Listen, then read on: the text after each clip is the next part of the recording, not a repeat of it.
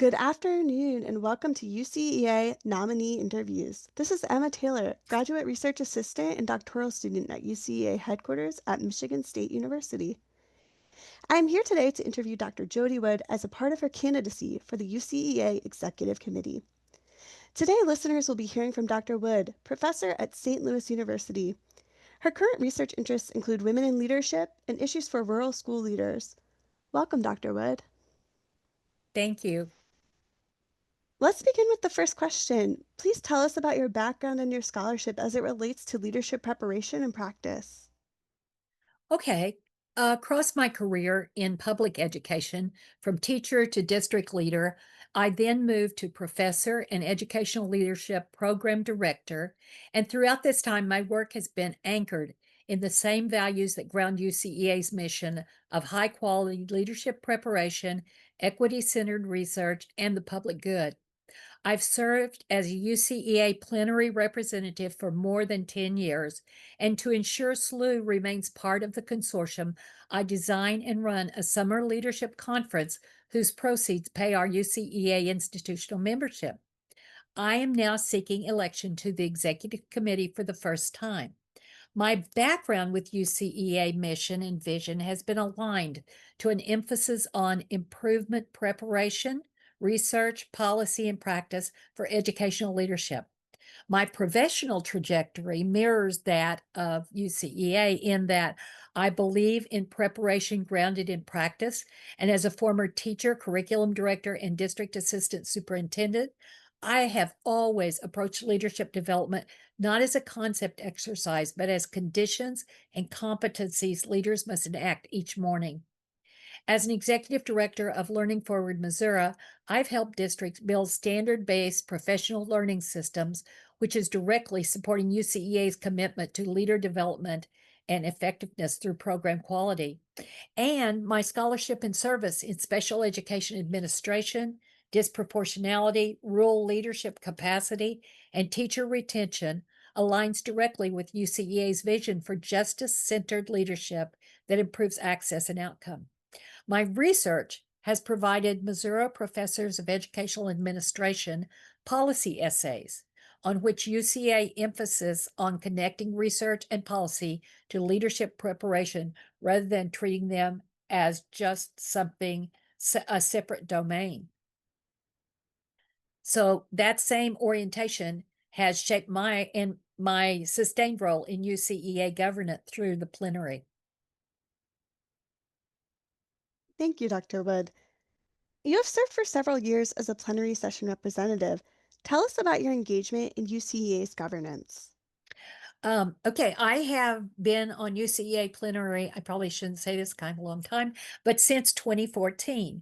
And I have consistently participated in deliberation, voting, and feedback loops that share consortium priorities.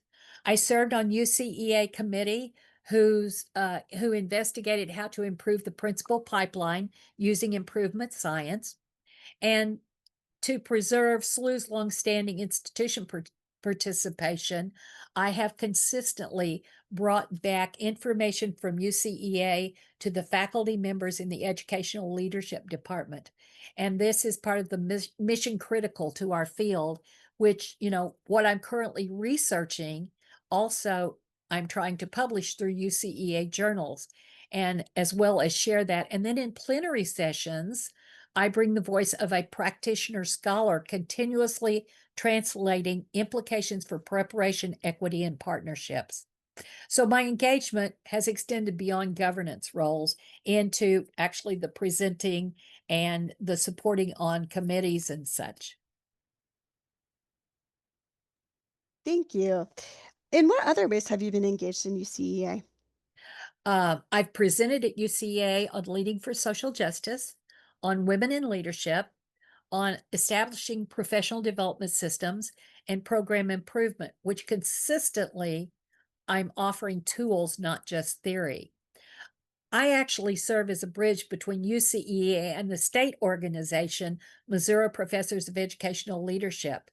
And that has allowed me to carry resources, cases, and exemplars across organizations in an effort to amplify UCEA's influence. Plus, My national and international teaching and presenting has brings a comparative global lens to leadership preparation aligned with UCEA's international reach. So my academic record directly advances UCEA's agenda for scholarship informed preparation. Discuss with us your scholarship, research projects, teaching, and/or service that can inform the work of UCEA, particularly the work of the executive committee. Thank you.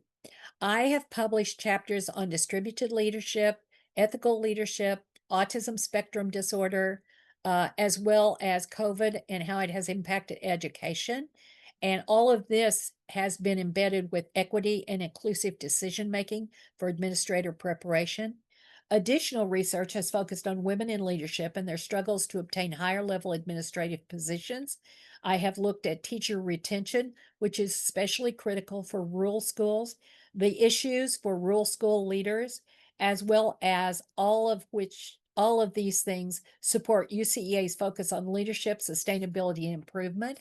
In terms of my leadership, I have served as EDL program director, where I led reframing the principal pipeline, aligned to the paradigm, alignment to standards, strengthened internship programs, as well as established partnerships with schools for student experiences.